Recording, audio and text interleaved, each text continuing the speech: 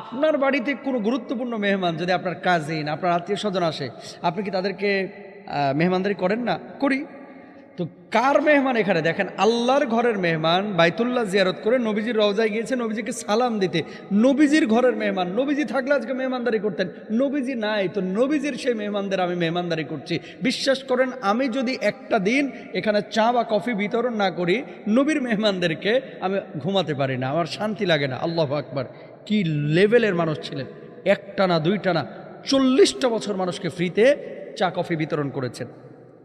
এখন প্রতিদান কি? প্রতিদানটা কি?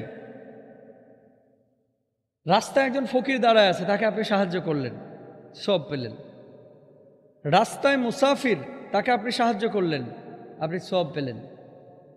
ইকরামুল মুসলিমিন বলে একটা বিষয় আছে, মুসলমানদেরকে সম্মান করা, ইজ্জত করা। এই